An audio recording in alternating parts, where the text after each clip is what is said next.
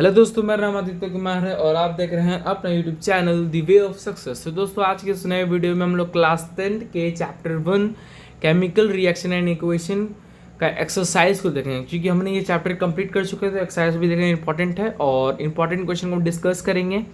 तो वीडियो को स्टार्ट करते हैं, ज़्यादा देर ना करते हुए पहला क्वेश्चन को देखते हैं। पहला क्वेश्चन है, which of the following statement about the reaction below are incorrect. इसमें से जो रिएक्शन दिया हुआ है इनमें से कौन स्टेटमेंट गलत है, तो गलत वाले को नोटिस करना। पहला है PbO react with C carbon, it gives Pb और CO2। तो ये ऑक्सीडेशन रिडक्शन का रिएक्शन है, एक नज़र में पता चल रहा है, जिसमें क्या हो रहा है, PbO यानी लेड ऑक्साइड क्या हो रहा है, अपना ऑक्सीजन को कार्बन को दे रहा है, तो कार्बन ऑक्सीडाइज हो रहा है और लेड ऑक्साइड रिड्यूस होकर Pb बन रहा है कि नहीं बन रहा है।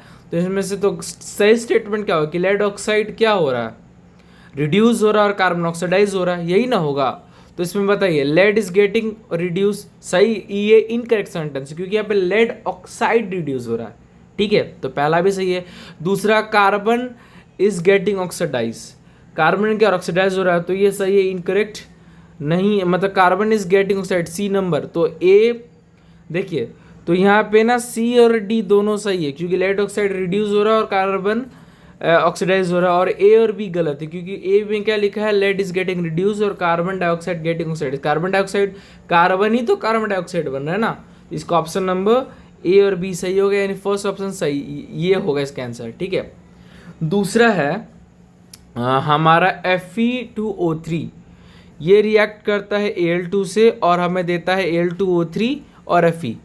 तो बताइए कौन सा रिएक्शन है, तो पहली नज़र समझ में आ सकता है, बताए आप खुद बताइए कि देखिए, अब एक दो रिएक्टेंट है जिसमें एक रिएक्टेंट एक दूसरे रिएक्टेंट के आयंस को ले रहा है और एक को डिस्प्लेस कर देता है। ऐसा कौन सा रिएक्शन था, याद कीजिए, ये था डिस्प्लेसमेंट। तो क्या इसका आंसर डिस्प्लेसमेंट रिएक्शन होगा? हाँ जरूर हो। कॉम्बिनेशन होगा? नहीं होगा। डबल डिस्प्लेसमेंट होगा? नहीं होगा। तो इसका आंसर हो जाएगा हमारा, इसका आंसर हो जाएगा हमारा डिस्प्लेसमेंट रिएक्शन, ठीक है। तो यहाँ से याद रखिएगा। तीसरा क्वेश्चन है कि what happens when dilute hydrochloric acid added to iron filings, tick the correct answer. क्या होगा जब HCl को, यानी जब हम लोग Fe में डालेंगे तो क्या होगा, आयरन में डालेंगे तो क्या होगा, तो HCl है प्लस Fe, ये क्या देता है, Fe3Cl3, Fe का वैलेंसी 3 और क्लोरीन का वैलेंसी 1, तो 3 Fe3Cl3 और ये देगा हमें H2, है ना। तो क्या चीज़ बन रहा है, तो आयरन क्लोराइड बन रहा है, जरूर बन रहा है, और क्या बन रहा है, हाइड्रोजन गैस रिलीज हो रहा है। तो ऑप्शन नंबर ए सही है, hydrogen gas and iron chloride is produce. Next question है, what is a balance chemical equation. Balance chemical equation क्या होता है, तो बैलेंस केमिकल इक्वेशन वैसे इक्वेशन को कहते हैं जिसमें कि कोई भी रिएक्शन क्या हो, बैलेंस्ड हो, जिसमें कि रिएक्टेंट और प्रोडक्ट जो भी बन रहा है वो बैलेंस हो, तो बैलेंस केमिकल रिएक्शन है ना। और हमें क्यों बैलेंस करना चाहिए, तो इसका मेन आंसर ये हो सकता है, ये हम लोग कंसीडर एज ए कर सकते हैं कि एक लॉ है, law of conservation of mass, यानी अगर किसी कोई भी रिएक्शन हो रहा है तो उसमें रिएक्टेंट जितना होगा उतना ही प्रोडक्ट होगा, इसीलिए हम लोग उसको बैलेंस करते हैं, जरूरी भी है। तो चौथा भी हो गया। उसके बाद एक क्वेश्चन का, इसको ट्रांसलेट कीजिए, इसको केमिकल इक्वेशन में लिखिए और उसको बैलेंस कीजिए। तो हम लोग इसको बैलेंस करते हैं। देखिए यहाँ पे पहला क्वेश्चन है, hydrogen gas combine with nitrogen and form ammonia. Hydrogen nitrogen के साथ रिएक्शन करते हैं, हाइड्रोजन रिएक्शन कर रहा है नाइट्रोजन के साथ, यानी H2 और N2 क्या दे रहा है, NH4 दे रहा है ना, अमोनिया दे रहा है। तो यहाँ पे नाइट्रोजन 2 है तो यहाँ पे 2 लगा दिए, ठीक है, लेकिन यहाँ पे हाइड्रोजन तो 8 हो गया, तो यहाँ पे भी 8, तो ये भी बैलेंस हो गया।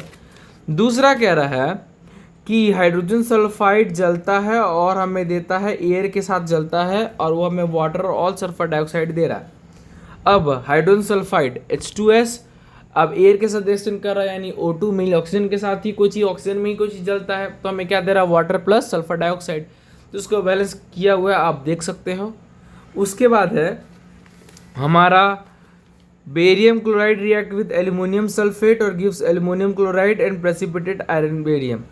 अब यहाँ पे प्रेसिपिटेट बेरियम सल्फेट बन रहा है।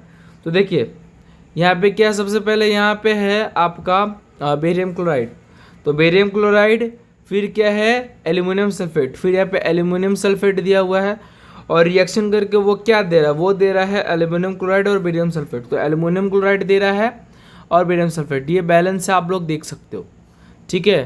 तो तो ये बैलेंस है, ये इक्वेशन को आप लोग बना सकते हो। उसके बाद है पोटाशियम, है ना, जो रिएक्ट करता है वाटर के साथ और देता पोटाशियम हाइड्रोक्साइड और हाइड्रोजन गैस। तो पोटाशियम रिएक्ट किया H2 वाटर के साथ, वो बना पोटाशियम हाइड्रोक्साइड और O2। तो K2 ऑक्सीजन, हाइड्रोजन यहाँ पे कितना है 3, तो यहाँ पे 2 लगा दिए तो ये 4 हो गया, तो 4 इधर और ऑक्सीजन 2 है तो ऑक्सीजन 2, तो ये हो गया बैलेंस। इसी तरीके से यहाँ पे कुछ और केमिकल इक्वेशन है जिसको आपको बैलेंस करना है, तो ये उम्मीद करो कि आप लोग 6 नंबर बना लोगे। उसके बाद 7th नंबर क्वेश्चन है कि right the balance chemical equation for the following reactions. तो इसको भी आपको बैलेंस करना है, इसको आपको ट्रांसलेट करना है। Calcium hydroxide COH whole twice, carbon dioxide CO2, calcium carbonate CaCO3 और वाटर। तो मैंने H2O मैंने आपको बता दिया, इसको बैलेंस कर सकते हो। उसके बाद है zinc Zn, silver nitrate AgNO3, फिर ZnNO3 और सिल्वर Ag। तो बताइए कौन सी रिएक्शन है। अब बताइए जिंक क्या किसको डिस्प्लेस कर रहा है, सिल्वर को, और जिंक सल्फेट बन रहा है, जिंक नाइट्रेट बन रहा है, सिल्वर, तो डिस्प्लेसमेंट रिएक्शन भी हो सकता है। इस तरीके से है एल्युमिनियम कॉपर क्लोराइड। उसके बाद ये कुछ है, तो आप भी इसको कर सकते हो, बहुत ईजी है। नहीं समझ आएगा एक मैं आप लोग जब मैं नेक्स्ट वीडियो लाऊंगा केमिस्ट्री का, जब भी कोई बायो का अगर वीडियो लाऊंगा, तो उसमें आप कमेंट सेक्शन में क्वेश्चन डाल दीजिएगा, मैं वो क्वेश्चन देख के आपको मैं दोबारा से इसको बैलेंस करवा दूंगा अच्छे से। नेक्स्ट 8 नंबर, क्योंकि मैं उम्मीद करता हूँ कि मैंने ना बहुत बार बैलेंसिंग करवाना आप लोगों को सिखा दिया है, तो आप लोग इसको ऐसे लिखकर फॉर सिंबल लिख के कर सकते हो, ज़्यादा मुश्किल ये नहीं है। नेक्स्ट है 8 number question, right the balance chemical equation for the following and identify the types of chemical reaction in each case. आपको इसको बैलेंस करना है और आपको बताना है कि किस टाइप का रिएक्शन है। तो मैं आपको बता देता हूँ किस टाइप का रिएक्शन है, लेकिन आपका बैलेंस खुद से करना पड़ेगा, ये आपका टास्क है। पहला है पोटाशियम ब्रोमाइड, ठीक है, ये रिएक्शन कर रहा है बेरियम आयोडेट से और ये बना रहा है पोटाशियम आयोडेट और बेरियम ब्रोमाइड, यानी आयंस का एक्सचेंज हो गया। पोटाशियम किसको ले लिया, आयोडेट को ले लिया, और बेरियम किसको लिया, ब्रोमाइड को ले लिया। तो ये कौन सा रिएक्शन होगा, जब दो रिएक्टेंट अपने आयंस को एक्सचेंज करते, तो ये हो गया डबल डिस्प्लेसमेंट रिएक्शन, जो आपको पता होना चाहिए। तो ये हो गया डबल डिस्प्लेसमेंट रिएक्शन। उसके बाद है Zn, जिंक कार्बोनेट, ये टूट के क्या बनाता है, जिंक ऑक्साइड, और बनाता है कार्बन डाइऑक्साइड। तो जब एक रिएक्टेंट टूट के अलग अलग सिम्प्टम्स में टूटता है, तो कौन सा रिएक्शन, वो हो गया डिकम्पोजिशन रिएक्शन। तो ये डिकम्पोजिशन रिएक्शन। उसके बाद है हाइड्रोजन प्लस क्लोरीन, ये क्या बना रहा है, हाइड्रोजन क्लोराइड, है ना। तो ये बहुत सिंपल था, ये हो गया कॉम्बिनेशन रिएक्शन। उसके बाद उसी तरीके से एक और है मैग्नीशियम प्लस हाइड्रोक्लोरिक एसिड, ये बनाता है मैग्नीशियम क्लोराइड को और बनाता है हाइड्रोजन को। तो ये हो गया डिस्प्लेसमेंट रिएक्शन, बहुत ईजी था, तो आप लोग इसको बना सकते हो, है ना। तो ये हो गया। 9 नंबर क्वेश्चन सुनिए, what does one means by exothermic and endothermic reactions, give examples. तो एंडोथर्मिक रिएक्शन और एक्सोथर्मिक रिएक्शन क्या होता है, तो वैसा रिएक्शंस में हीट प्रोड्यूस हो, तो एक्सोथर्मिक, और वैसा रिएक्शंस में कि हीट को लिया जाए किसी रिएक्शन को करवाने को, तो एंडोथर्मिक। तो 2 एग्जांपल आप लिख सकते हो, बहुत सारे एग्जांपल है ना, जैसे कि डिकम्पोजिशन में थर्मल डिकम्पोजिशन, और आप लोग जब पढ़ेंगे हम लोग, सॉरी हाँ ये हो गया। देखिए है नहीं, एक साथ मैं गलती बताया क्या जी, लेकिन यहाँ पे तो देख सकते हो ये डिकम्पोजिशन रिएक्शन, हम लोग इसमें बाहर से हीट दे रहे हैं, तो ये एंडोथर्मिक रिएक्शन हो, ना कि ये वो एक्सोथर्मिक। यहाँ पे देख सकते हो ये हो गया एंडोथर्मिक रिएक्शन। तो एंडोथर्मिक रिएक्शन का ये डिकम्पोजिशन रिएक्शन का ये हो गया एंडोथर्मिक में, ठीक है। और कॉम्बिनेशन में हीट प्रोड्यूस होता है, ठीक, जैसे कि ये, तो ये हो गया आपका एक्सोथर्मिक रिएक्शन। तो ये सब चीज़ें बहुत ईजी था, ज़्यादा कोई टफ है नहीं, तो अब लिख सकते हो। 9 नंबर भी हो गया। उसके बाद है 10 number question, why is the respiration considered as exothermic, क्योंकि रेस्पिरेशन के ऐसा एक रिएक्शन है जिसमें कि एनर्जी और एनर्जी भी एक हीट का रूप ही होता है, इसलिए हम लोग उसको एक्सोथर्मिक रिएक्शन में उसको कंसिडर करते हैं। एक्सप्लेन करना आपका बुक में यहाँ पे दिया हुआ है, आप लोग इसको एक्सप्लेन आप लोग कर सकते हो बहुत ईजिली रूप से, है ना। ये ज़्यादा टफ भी है नहीं। कहाँ गया, हाँ देखिए यहाँ पे दिया हुआ है, तो आप लोग इसको यहाँ पे से देख के छाट के बना लीजिएगा, ठीक है। आगे बढ़ते हैं ना, इस चैप्टर का ये और क्वेश्चन है, जैसे कि ये है, why are the decomposition reactions called opposite of the combination reaction, write the equation of this reactions. तो डिकम्पोजिशन रिएक्शन को हम लोग कॉम्बिनेशन रिएक्शन का ऑपोजिट क्यों कहते हैं? क्योंकि कॉम्बिनेशन रिएक्शन में दो रिएक्टेंट जुड़ करके एक प्रोडक्ट बनाता है, लेकिन डीकम्पोजिशन रिएक्शन में एक ही रिएक्टेंट छोटे छोटे पार्ट्स में डिवाइड हो जाता है। तो आप इसकी इक्वेशंस बहुत सारे बना सकते हो, आपके बुक में दिया हुआ है, बहुत सिंपल था। उसके बाद है write one equation each of the decomposition reaction where energy is supplied in from the heat, है ना, लाइट एंड इलेक्ट्रिसिटी। तो लाइट से, हीट से और इलेक्ट्रिसिटी से एक एक आपको रिएक्शन बताना है, और वो डीकम्पोजिशन रिएक्शन का तो बहुत इजी है। तो यहाँ पे अगर डीकम्पोजिशन रिएक्शन दिया हुआ है तो यहाँ पे आपका हीट से हो गया, ठीक है, इलेक्ट्रिसिटी से ये वाला हो गया H2O वाला जो मैंने आपको बताया था, और सनलाइट से ये वाला हो गया, तो बहुत इजी, लाइट से हो गया। तो तीनों से एक एक हम लोग ने बना लिया, बहुत सिंपल था।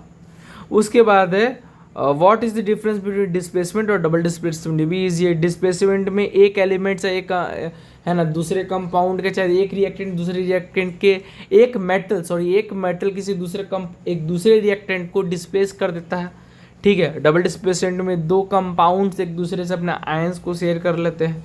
तो आपको एग्जाम्पल बुक में दिया, आप बना सकते हो, ठीक है।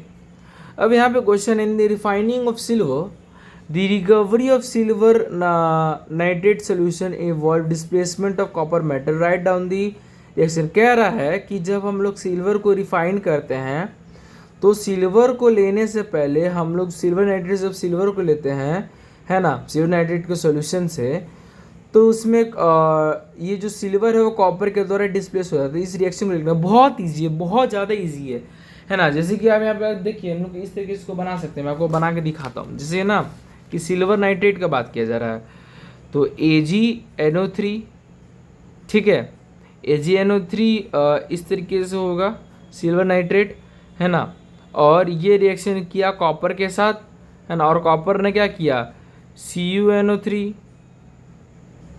ठीक है, इस तरीके से, और Ag हुआ, तो Ag को डिस्प्लेस कर देते, ये आपको रिएक्शन लिखना था, बहुत ईजी है, ये तो बन गया।